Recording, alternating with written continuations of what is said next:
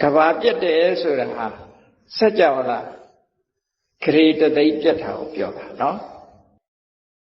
ဒီတနိုင်ငံလေးငရင်လှုပ်တာတော့ဟိုတနိုင်ငံလေးဘာဖြစ်တာညာဖြစ်တာမိတောင်ပေါက်ကွဲတာတို့ဒုက္ခရောက်တာတို့ရေကြီးတာတို့ဒါတွေကတာမန်ကိစ္စလေးတွေလို့ပြောကဘာကြီးပျက်စီးသွားဖို့ရအတွက်ကဒါလည်းပဲတနေ့တစ်ခါမှကျုံလာဖို့အနေထားရှိတယ်တဲ့ကဘာကြီးတစ်ခုဘုရားဝတ္တတရားတော်ရအခုဘုန်းကြီးတို့တွေနေထိုင်နေကြတဲ့ကဘာကိုခဋ္ဌကပ္ပဒီလိုခေါ်တယ်ဘုရားငါးစုပွင့်တဲ့ကဘာဘုရားငါးစုပွင့်တဲ့ကဘာဖြစ်ခြင်းကြောင့်အရိမိတ္တယမြတ်စွာဘုရားမပွင့်မပြီးသေးလို့ရှိရင်ဒီကဘာကြီးကတော့ခုနလိုစัจ java လားဂရေတသိန်းနဲ့ရောပြီးတော့ပျက်စီးသွားเสียအကြောင်းမရှိသေးဘူးဒေသပိုင်းဆိုင်ရာတခုခုပြတ်ထမျိုးကတော့မဖြစ်နိုင်ဘူးလို့ပြောလို့မရဘူးမဖြစ်နိုင်ဘူးလို့ပြောလို့မရဘူးငရင်လှုပ်တာတို့ရှိနိုင်တယ်မီးလောင်တာတို့ရှိနိုင်တယ်ရေမျောတာတို့ရှိနိုင်တယ်ဒါကတော့တဏှာထဲမှာသဘာဝပတ်ဝန်းကျင်မှာနေကြတဲ့ပုဂ္ဂိုလ်တွေဟာမရှောင်မလွဲနိုင်တဲ့အနေအထားလေးပေါ့တဏှာထဲမှာရှိနေလို့ရှိရင်တော့ဒီလိုအန္တရာယ်တွေကတော့ရှိတယ်အဲ့တော့အဲ့ဒီအန္တရာယ်တွေကလွတ်ဖို့ယာယီဖြည့်ရှင်းတာကတော့ဘာလို့ရမလဲကိုယ်သီလကိုအားကိုးဖို့သစ္စာတရားဆိုဖို့နော်ယရဏသုတ်တို့မေတ္တာသုတ်တို့ဆိုတာလေးပြုအဓိကတော့အန္တရာယ်ကင်းမှုကမေတ္တာကရုဏာမုရိဒာဥပိ္ပခာလို့ဆိုတဲ့ဗြဟ္မဝိဟာရတရားတွေပွားများအားထုတ်ကြဖို့ဆိုကဘာပြည့်ရင်တောင်မှပဲဒါပဲအားကိုးရတယ်ဒါပဲအားကိုးရအဲ့တော့ကဘာကြီးဖြည့်စည်းပြီးဆိုတဲ့အခါမှာကဘာကိုဖြတ်တဲ့အင်အားစုတွေကအပြင်ကလာတာမဟုတ်ဘူးကဘာမှာပဲရှိတယ်ကဘာကြီးပြည့်အောင်လုပ်တဲ့အင်လူလောကကြီးပျက်စီးအောင်လုပ်တဲ့အင်အားစုတွေကလည်းအပြင်မှာမရှိဘူးလူတွေထဲမှာပဲရှိတယ်နော်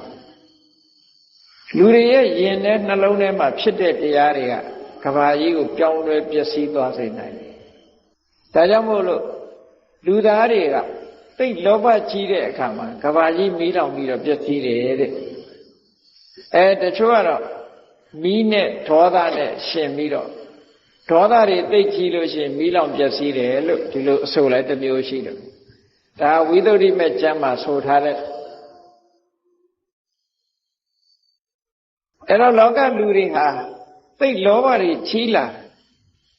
သိလောဘတွေကြီးလာလို့ရှိရင်ကဘာကြီးကမီးလောင်ပျက်စီးနိုင်တယ်ဘာလို့ဆိုတော့လောဘဆိုတာလည်းပဲပြောတာလောဘကလည်းယင်ထဲမှာပူတဲ့အရာတခုဒါမှမဟုတ်မြတ်စွာဘုရားကလောဘကိုလည်းမီးလို့ခေါ်ရာဂမီးဆိုတာအဲ့ဒါရာဂမီးကလည်းလောင်တာပဲလေဒေါသဆိုတာလည်းမီးပဲဒါဖြင့်ဒီမီးနဲ့မီးကဘလို့ထူးခြားတော့လို့ကိုယ့်ဘာကိုစဉ်းစားကြည့်လိုက်ဒေါသမီးကကောက်ရိုးမီးလိုပဲဝုန်းတိုင်းဆိုပြီးသွားတာနော်လောဘမီးကပြီးတယ်လို့မရှိဘူးလောင်နေတာအမြဲလောင်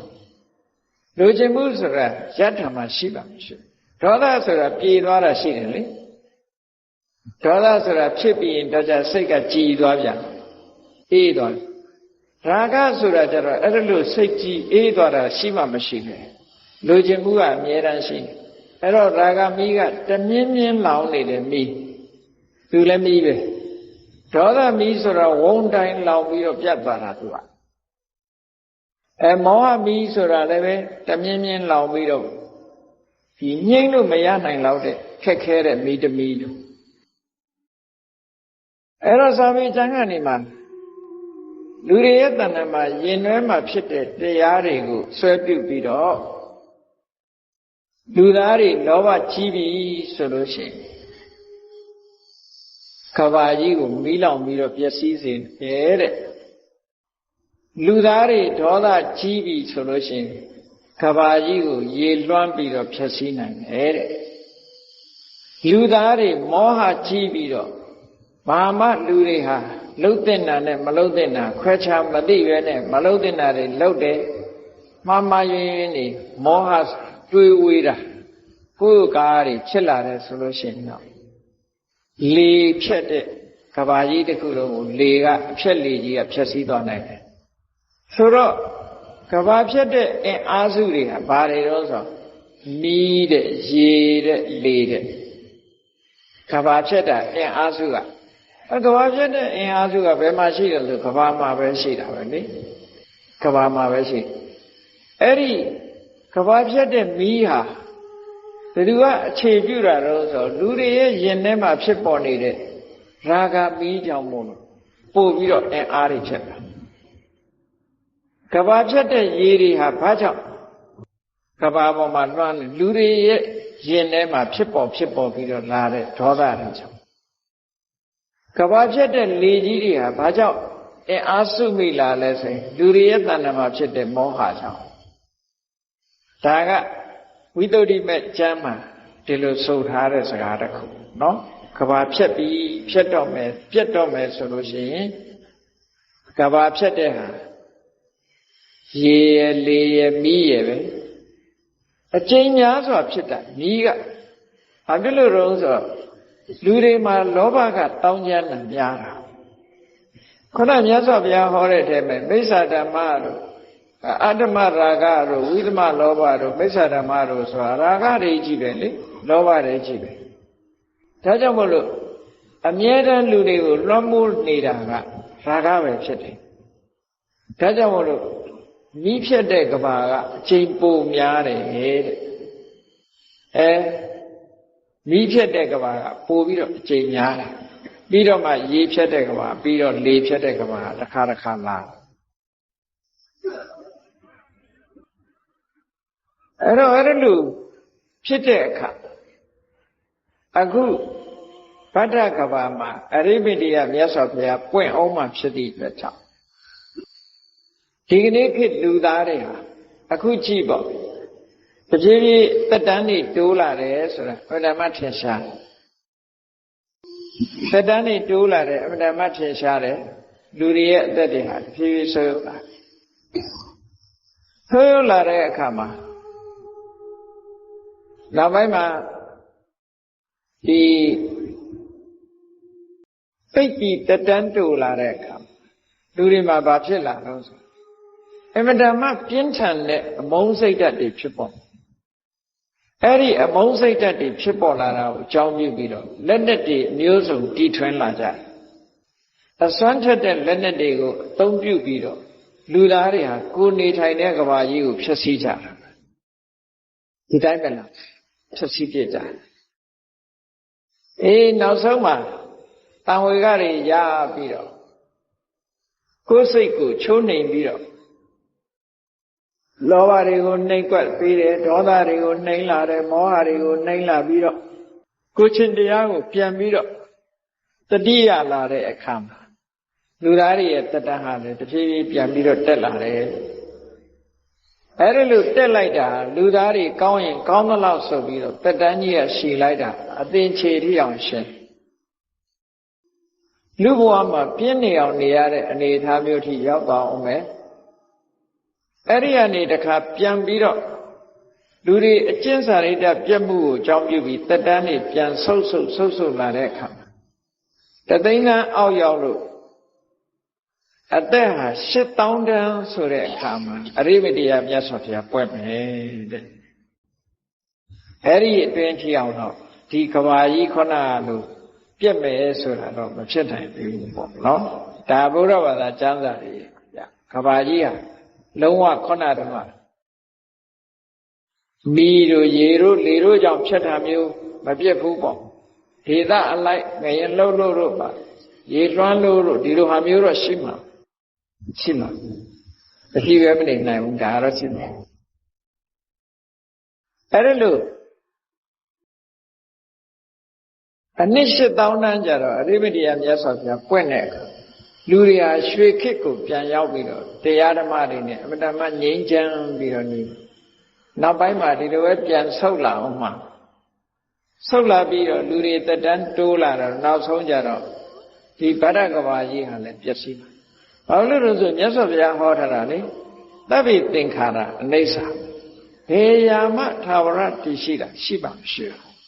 တနေ့တစ်ချိန်ကပျက်စီးရမှာတေးချတယ်မြေကြီးလက်ခတ်မလွယ်ပျက်စီးမှာပဲ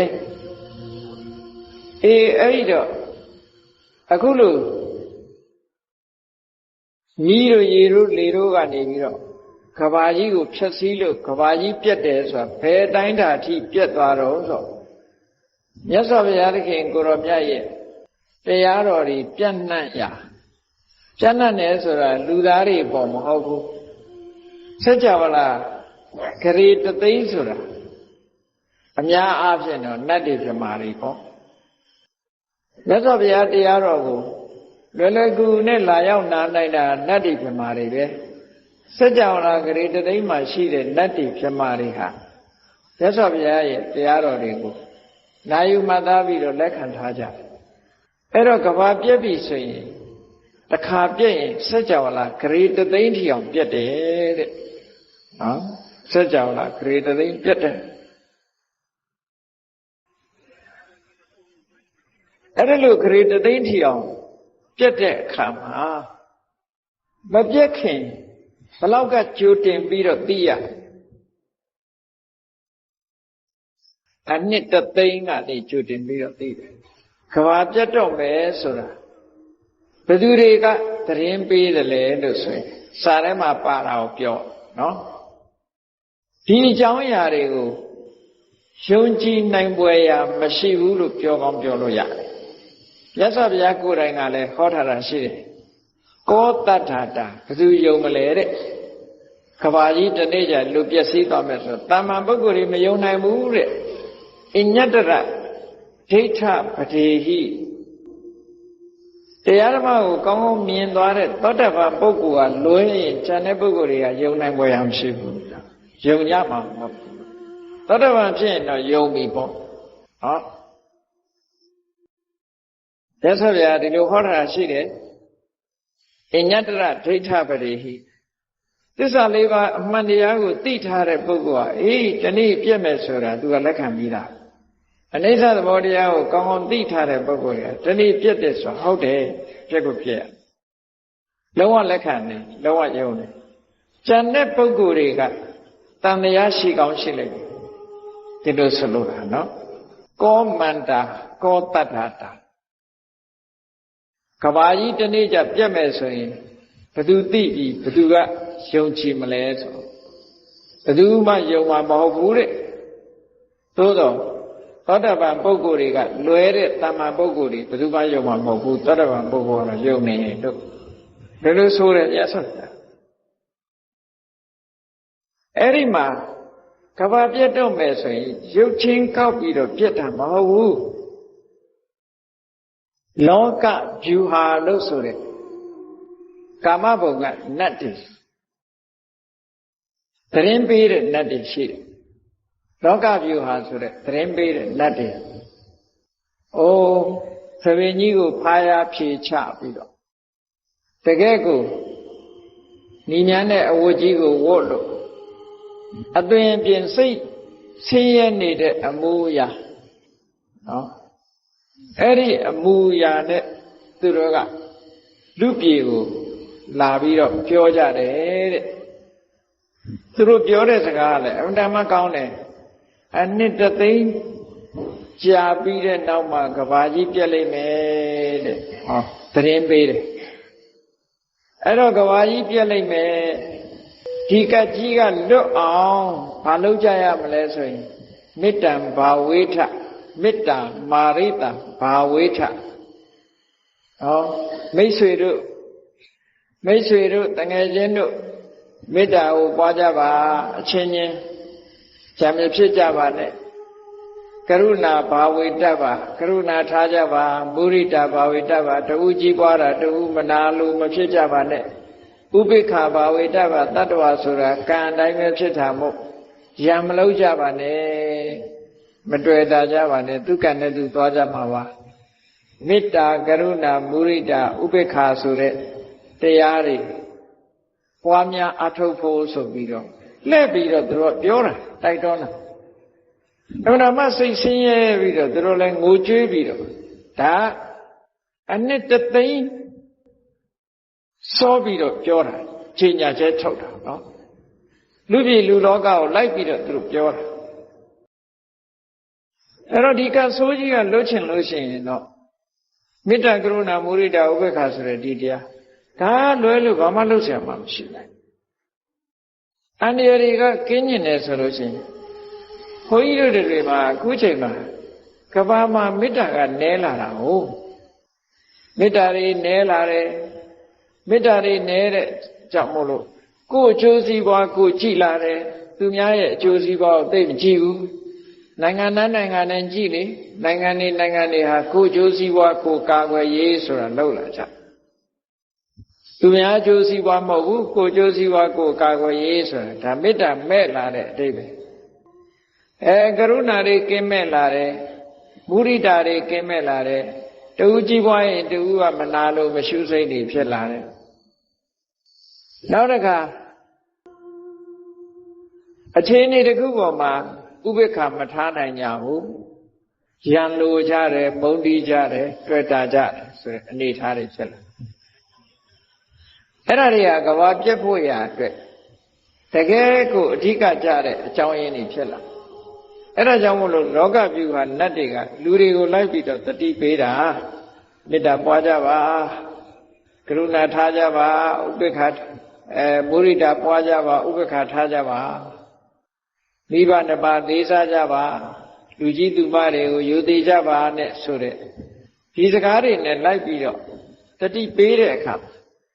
အဲ့ဒီခေတ်ကဘာမပြက်ခင်အနှစ်တသိန်းလူတွေဟာဘလောက်ကောင်းသွားကြသလဲလို့ဆိုရင်လူဆိုတာကြောက်ပြီးဆိုရင်ပိုလို့တယ်ဟောကြောက်เสียရှိရင်ပိုကြောက်တတ်တယ်သူကဒါကြောင့်မို့လို့အဲ့ဒီအချိန်မှာလူတွေကစိတ်ကောင်းနှလုံးကောင်းထားမေတ္တာဘာညာပွားများအထောက်ကြတဲ့အခါမှာလူတွေကမြမပြေရောက်ကုန်တယ်လို့ပြောမေတ္တာဆံပွားပြီးဒါဖြင့်တိရစ္ဆာန်တွေရောတိရစ္ဆာန်တွေကလည်းအဲ့ဒီအချိန်မှာတကောင်းသိမညှင်းဆဲတော့ဘူးလေမညှင်းဆဲဘူးကျင်နာမှုလေးတွေတကောင်းအကျင်နာလေးတွေရှိကြီးတွေခွေးတွေတောင်မှတစ်ခါကျတော့တကောင်းကျင်နာမှုလေးတွေရှိတယ်လေသူတို့မှလည်းအဲ့ဒါလို့အကျင်နာတရားလေးတွေထားတတ်လာတဲ့အခါမှာဒီတိရစ္ဆာန်လေးတွေဟာတည်တဲ့အခါကျတော့နတ်ပြည်ရောက်ကြတယ်နတ်ပြည်ရောက်တဲ့အခါကျတော့စံတရားဆက်ပွားများတဲ့အခါဗြဟ္မပြည်ရောက်ကုန်ရတယ်ကဘာကြီးပြတ်တော့မယ်ဆိုလို့ရှိရင်သက်ရှိတတ္တဝါတွေအားလုံးဟာနောက်ဆုံးမှာကဘာပြတ်ဖို့ကဘာပြတ်မဲ့နေပဲလွတ်တည်ထီအောင်ကဘာမီးလောင်တဲ့ထဲမပါရသူတို့ကုသိုလ်ကောင်းမှုတွေလုပ်ပြီးတော့စိတ်ဓာတ်တွေပြင်သွားတဲ့အခါမှာကဘာပြတ်တာကတော့သူကသူပြတ်မှာပဲမရဘူး။ဘာဖြစ်လို့တော့ဆိုတော့မမြဲတဲ့သဘောတရားကိုပြတ်ချိန်တန်လို့ပြတ်တာ။အဲ့တော့တတ္တဝါတွေကဒီထဲမပါရအောင်စိတ်ကောင်းနှလုံးကောင်းထားတဲ့အခါနောက်ဆုံးမှပြမပြေချီရောက်သွားကြတယ်လို့ဒီလိုဆိုတဲ့စာထဲမှာအဲ့ဒီမှာမီးဖြတ်တဲ့ကဘာဆိုလို့ရှိရင်ဘယ်ထိအောင်ဖြတ်တုံးဆိုရင်အာဘတရဗြဟ္မဘုံရဲ့အောက်ထိအောင်ကုန်ဖြတ်တယ်အာဘတရဗြဟ္မဘုံရဲ့အောက်ထိအောင်ကုန်အဲ့တော့ဗြဟ္မပါရိသေဇာဗြဟ္မပရောဟိတမဟာဗြဟ္မာလို့ဆိုတဲ့ပထမဇန်ဗြဟ္မာဘုံပါသွားတယ်အဲ့ဒီကိုပြတ်သွားအကုန်လုံးမီးလောင်တဲ့ထဲပါသွားရေဖြတ်တဲ့ကဘာရောက်တဲ့အခါကျတော့သုဘဂိဏဆိုတဲ့ဗြဟ္မာပြည်ရဲ့အောက်ကုန်ပါသွားတယ်တခါလေဖြတ်တဲ့ဘုံကြတော့ပို့ပြီးတော့လေဖြတ်တဲ့ကဘာကြတော့ဒီဝေဟဘုံဘုံရဲ့အောက်မှာရှိတဲ့ဗြဟ္မာဘုံတွေပါသွားတယ်ပို့ပြီးတော့လေကပိုပြင်းထန်တယ်လို့ဒီလိုဆိုလိုတာပေါ့အဲ့တော့မီးဖြတ်ပြီးဆိုလို့ရှိရင်တော့နေတစ်စင်းပြီးတစ်စင်းထွက်လာပြီးတော့နောက်ဆုံးမှမိုးတွေလုံးဝမိုးမရွာတော့ပဲနဲ့နေရလည်းပဲမဝင်တော့ဘူးတစ်စင်းပြီးတစ်စင်းအဲ့တော့ဒီစัจ java လာအပြင်နေတွေရှိတယ်ဆိုတာ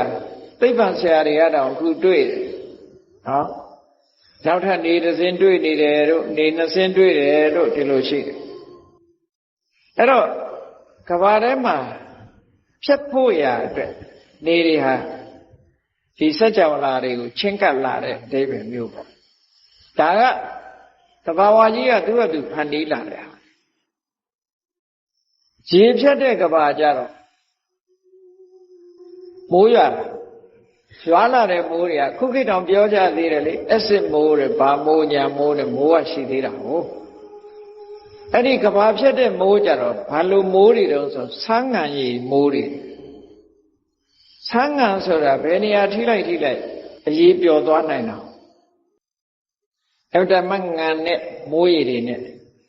အကုန်လုံးဟာဆန်းငံရည်ထိတဲ့အခါမှာကြောက်တွေလည်းပဲအကုန်လုံးဆွေးမြေ့အေးပြောတောင်တွေလည်းဆွေးမြေ့အေးပြောအဲ့ဒါလို့ထိလိုက်တဲ့ဟာတွေကအကုန်အေးပြောပြီးတော့ပျက်စီးသွားအောင်ကဘာဖြတ်တဲ့မိုးကြီးရွာပြီးတော့ကဘာကြီးကိုလွှမ်းသွားနိုင်တယ်တဲ့အဲ့ဒါကရေဖြတ်တာလေဖြတ်တာကြတော့တဖြည်းဖြည်းမြူမုံလေးတွေလွင့်တဲ့လေကနေစပြီးတဖြည်းဖြည်းလေတွေပြင်းထန်လာလိုက်တာနောက်ဆုံးမှာတိုက်အိမ်ကြီးလောက်ကြောက်တုံးကြီးတွေထိအောင်လွင့်သွားအောင်တိုက်တဲ့လေမုန်တိုင်းကြီးတွေထိအောင်နောက်ဆုံးမှာတောင်ကြီးတွေပါလွင့်ပါသွားတဲ့လေမုန်တိုင်းကြီးတွေထိအောင်တိုက်လာပြီဘာမှမကြံတော့ပဲနဲ့နောက်ဆုံးမှာစัจ java လာထဲမှာရှိတဲ့အရာဝတ္ထုတွေဟာလေတိုက်လို့တစ်ခုနဲ့တစ်ခုရိုက်ခတ်ပြီးတော့အမှုန့်ဖြစ်သွားသည်ထိအောင်တိုက်ဖြစ်တယ်အာဂါသကြီးပဲကြံတော့တယ်အဲ့တော့မီးလောင်ရင်လည်းပဲအာဂါသပဲကြံတယ်ရေဖြတ်လို့ရှိရင်လည်းရေထဲမှာအရေပျော်သွားလို့အာဂါသကြီးပဲကြံတယ်လေတိုက်လို့ရှိရင်လည်းတစ်ခုခုလွင့်ပြီးတော့တစ်ခုနဲ့တစ်ခုရိုက်ခတ်လို့အမုံတွေဖြစ်ပြီးတော့အကုန်လွင့်သွားတဲ့အခါမှာအာဂါသကြီးပဲကြံတယ်လို့ကဘာကြီးတစ်ခုလုံးကဒီလိုဖြစ်မယ်လို့ဆိုတာကိုစာထဲမှာဒီလိုဖော်ပြထားတာရှိအဲ့ဒါလို့ဖော်ပြထားတာဟာအမှန်ပဲလားလို့ဆိုတော့မြတ်စွာဘုရားကိုယ်တိုင်ကဟောထားရတဲ့အထဲမှာဒီအကြောင်းအရာကိုတတ္တဗမ္မတပါးဒီပြပုဂ္ဂိုလ်တွေကတော့ယုံမှာမဟုတ်ဘူးတဲ့မြတ်စွာဘုရားကိုယ်တိုင်သို့တော်လည်းပဲမမြဲတဲ့တဘာဝဟာဒီတိုင်းပဲလာမှာပဲဒီလိုဟောတယ်နှစ်ပေါင်းများစွာကြားတဲ့အခါမှာဒီအခြေအနေဆိုးတွေဖြစ်ပေါ်လာမယ်လို့ဒါကတော့မမျော်လင့်နိုင်ပဲနဲ့အမှန်တမ်းရှည်ကြာလာတဲ့အခါကာလအတွင်းမှာဒါမျိုးကြီးဖြစ်လာမှာပျက်စီးမှုဆိုတာတစ်ခုခုနဲ့ဒီလိုပျက်စီးသွားမှာအဲ့ဒါလို့တတ္တဝါတွေအားလုံးဟာလည်းပဲစိတ်ကောင်းနှလုံးကောင်းမွေးလိုက်တဲ့အခါမှာကဘာပြက်ကိန်းကြီးကနေလွတ်ပြီးတော့ကောင်းရလူတွေမှာနေကြတယ်တချို့စာထဲမှာတော့ရေးထားတာရှိတယ်ဒီကဘာပြောင်းခံရတယ်ဆိုတဲ့အမှန်တမ်းဆိုးဝါးတဲ့ပြစ်မှုကြီးတွေကြီးလွန်တဲ့ဒီနိယတမိစ္ဆာဒိဋ္ဌိဆိုတဲ့ဒီကံကံကြီးကျိုးလုံးဝညင်းပယ်တဲ့အယူဆခေါင်းမာတဲ့ပုဂ္ဂိုလ်တွေကလည်းတဏှာဝကလွတ်လမ်းမရှိတော့အဲ့ဒါလို့ပုဂ္ဂိုလ်မျိုးကလည်းပဲပြောင်းပြီးတော့ခံရတာရှိတဲ့အဲ့တော့ဒီစัจ java လာအတွင်းမှာရှိတဲ့ငရဲသားတွေလည်းအားလုံးတစ်ဆင့်ပြီးတစ်ဆင့်ပေါ့ငရဲသားတွေလည်းပဲသူတို့မှာတစ်ချိန်ကငရဲတိရစ္ဆာန်ပြိတ္တာမှာရောက်နေတဲ့ပုဂ္ဂိုလ်တွေတစ်ချိန်ကအပရာပရိယဝေရဏိယကုသကံဆိုတာတတ္တဝါတိုင်းမှာရှိတယ်ပေါ့တစ်ချိန်ကလောက်ခဲ့တဲ့အပရာပရိယဝေရဏိယကုသကံတွေရဲ့စွမ်းအားနဲ့ဘဝတစ်ခုကအဆင့်တန်းလေးမြင့်လာလိုက်အနှစ်တသိန်းဆိုတော့အချိန်တွေအများကြီးရတာဟုတ်စိတ်ဓာတ်လေးတွေပြောင်းပြီးတော့ငရဲကလွတ်လူဖြစ်တဲ့အခါမှာတရားကျင့်တဲ့အခါမှာဗြဟ္မပြေရောက်တိရစ္ဆာန်လေးတွေကလည်းအကျဉ်းနာတရားထားရကနေလူဖြစ်တဲ့အခါမှာတရားကျင့်လူဘဝမှာတရားကျင့်လို့မမီတဲ့ပုဂ္ဂိုလ်ကနတ်ပြည်ရောက်နတ်ပြည်ကြတော့နတ်တွေကအတိညာပိုထက်တယ်ပိုထက်တော့အချင်းချင်းတတိပေးဟောပြောတာနဲ့တရားကျင့်ဗြဟ္မပြည်ရောက်ကြဒီလိုနဲ့ကဘာပြတ်တဲ့ခိန်းကနေပြီးတော့လွတ်ပြီးတော့သွားကြတယ်လို့ကဘာပြတ်မှုနဲ့ပတ်သက်ပြီးတော့ဝိသုဒ္ဓိဘက်မှာဟောပြထားတာရှိတယ်ကျယ်ပြန့်ဖတ်ချင်တဲ့ပုဂ္ဂိုလ်တွေကအဲ့ဒါဝိသုဒ္ဓိဘက်မြန်မာပြန်ကိုဖတ်လို့ရတယ်